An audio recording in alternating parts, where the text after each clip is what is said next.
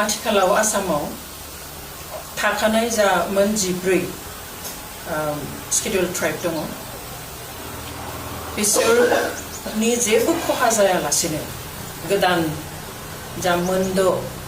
हारिफोरनोहाय गोदानै एसटि होनो नागिरनाय बाथ्रा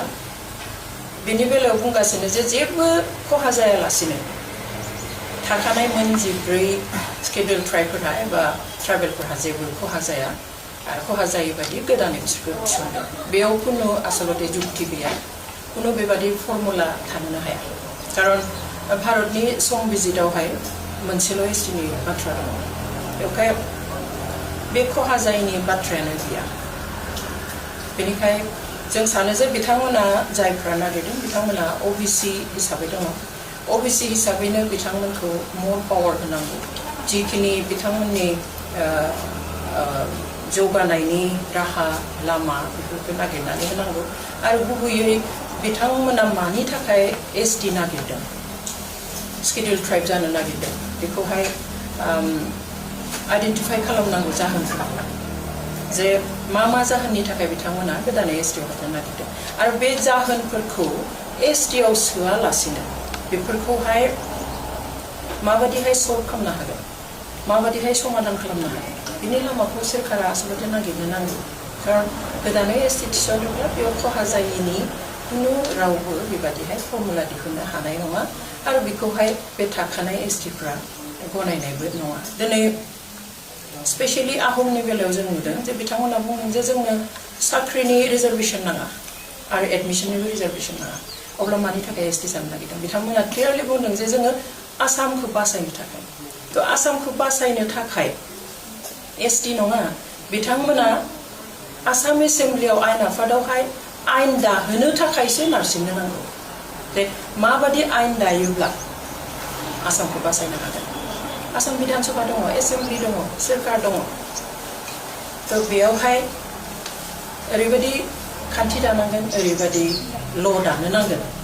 आरो बिनि गेजेरजोंनो मा खालामनो हागोन बिथांमोना जेखौ गिदों जे दिनै असमखौ बासायनो हाला गोदान ल' लाबो एसेम्ब्लियावहाय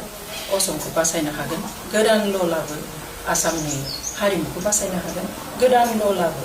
आसामनि रावखौ बासायनो हागोन गोदान ल' लाबो आसामनि हा हुफोरखौ बासायनो हागोन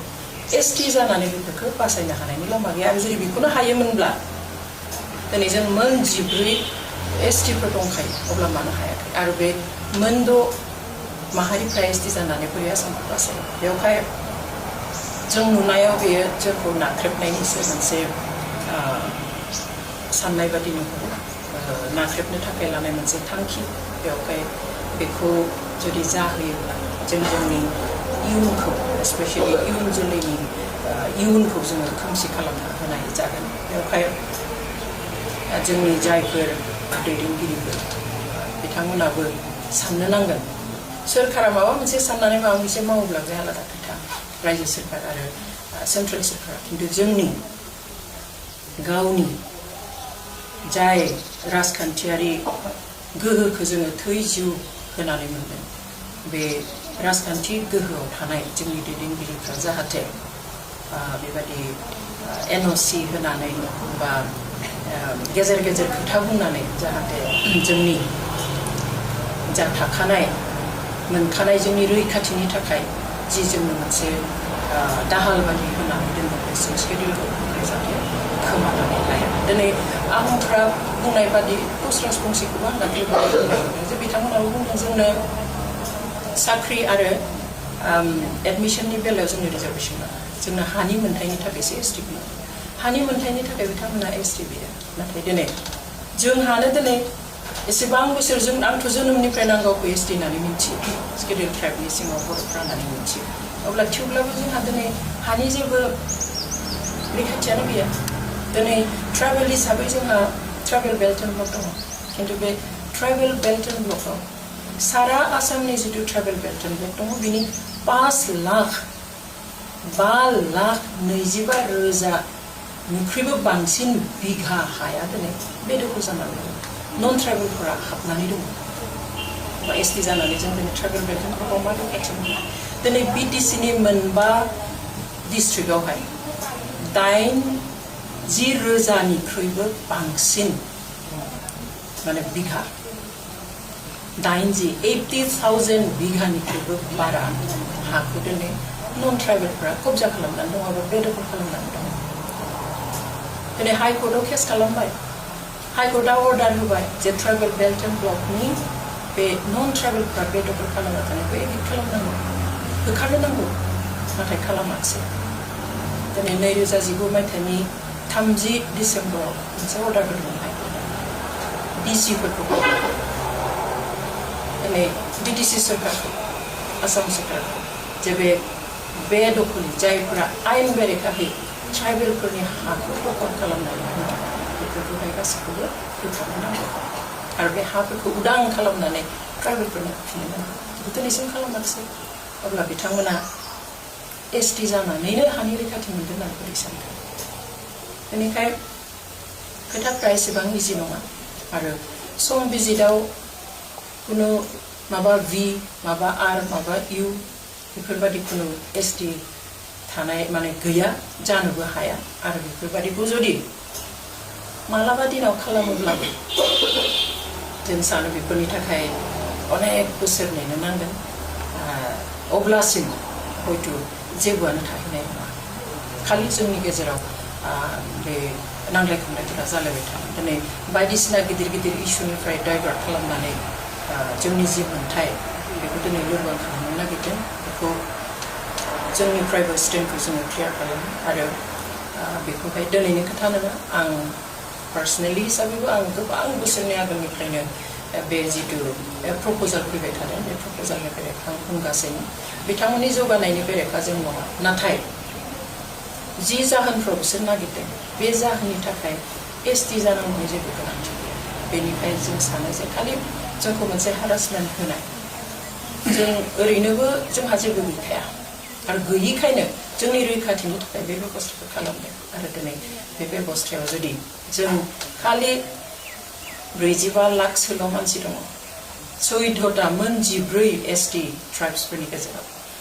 ओजों जायफ्रा बिदों 6टाल' जानो हागौ जन'गोष्ठिया नाथाय बेयाव 1.5 कोटि आसामनि टटेल पपुलेसन जेसेबां जोंहा आसामाव अनजिमा दङ सुबुं अनजिमा बिनि खावसेयानो बेयाव हाबनानै दङ अब्ला माबादि बेलेन्स जानो बे 45 लाख आरो 1.5 कोटिनिख्रुइबो बारा बोरै बेलेन्स जानो बोरै गसंथानो हानाय जानो अरिजिनेल ट्राइबेलफ्रा बेवहाय बे खुनु मथे सम्भब जाया जुदि बिथांमोना माखौबा गिदोंब्ला मानिबा थाखाय दिनै असमिया बा आसामा जोबनोसै बा थ्रेट फैदों होननानै सानदोंबा बे थ्रेटफोरखौ आइडेन्टिफाइ खालाम आरो बे थ्रेटआ जोंनिफ्राय फैयाखै बेवहाय बेखौ रोखा जानांगोन आरो बिथांमोनाबो बुजिनो नांगोन दिनै जुदि जों नायो जे आसामाव जुदि जोङो मोनसे कमिउनिटिनि हारिखौ जुदि जोङो बिजिरनानै नायोब्ला आहमनि गेजेरावनो जोङो बयनिख्रुइ सिंगल मोनसे कमिउनिटि हिसाबै बिथांमोनानो बयनिख्रुइ गोजौआव बयनिख्रुइ बारा साख्रि मावग्रा बयनिख्रुइ बारा धोनि बयनिख्रुइ बारा फरायनाय बयनिख्रुइ बारा फरेन कान्ट्रिफोरावनो आसामनि सासेल' नङा चिफ मिनिस्टार जालांनाया बेवहाय बिथांमोन बादि एडभान्सड मोनसे माहारिया जुदि जों बादि जायफोरखौ दिनै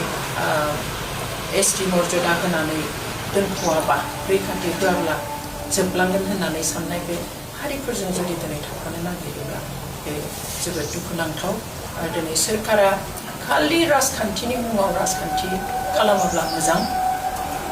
आरो बेनिखायनो मोजाङै बाथ्राफोरखौ साननानै दिनै इलेक्सननि थाखायल' हिसाब खालामालासिनो गावनि सोरखारखौ बासायनो थाखायल' हिसाब खालामालासिनो थारैनो बे जेनुइन जायफ्रा अरिजिनेलि क्राइटेरिया कनस्टिटिउसना होनाय क्राइटेरिया फुलफिल खालामनाय आरो दासिमबो जोथोन लानो गोनां जोंफोरबादि बे मोन 14 जा ट्राइबेल माहारिफोर दङ बिथांमोननि खोथा साननानै जाहाथे पलिटिक्सनि नामाव जाहाथे पलिटिक्स खालामा बेखौ जों जोंनिफ्राय खावलायो दा जे आथिखालाव मोनसे खोथा ओंखारबाय थादों बयबो बुंबाय थादों जे आथिखालाव थाखानाय एसटिफोरनि जेबो खहा जायालासिनो गुबुन मोनद' हारिफोरनो एसटि होब्ला जोंहा बुंनांगौ गैया खिन्थु बे खोथाया जानो हाया बेवहाय खुनु जुक्तियानो गैया खुनु बेबायदि फर्मुलायानो थानो हाया जे गोदानै मोनद' हारिफोरखौ एसटि खालामगोन आरो गोजामफ्रा खहा जाया बे जानोनो हाया खहा जाथारगोन बेनिखायनो दिनै अनजिमाखौ नायब्लाबो जों नुयो जे जोंहा 14टा गाहाम जदिउ हारिफोर दङ बिनि अनजिमाया 45 लाखफोरल' आरो बिथिंजाय गोदानै अनजिमाया माने हारिनि अनजिमाया खम 6टा खिन्थु बिसोरहा 1.5 कोटि आसामनि गासै जेसेबां सुबुं अनजिमा दङ बेनि खावसेयानो बिसोर अब्ला माबायदि बेलेन्स जानो बे बेलेन्स जानोनो हाया आरो थाखानाय एसटिफोर माने फोरनि जेबो खहा खालामालासिनो गुबुन एसटि होगोन होननानै बुंनाया जेबो ओंथि गैया बे जानो हाया एसटि थाखानायाव गोदान एसटि खालामोबा खहा जाखाथारगोन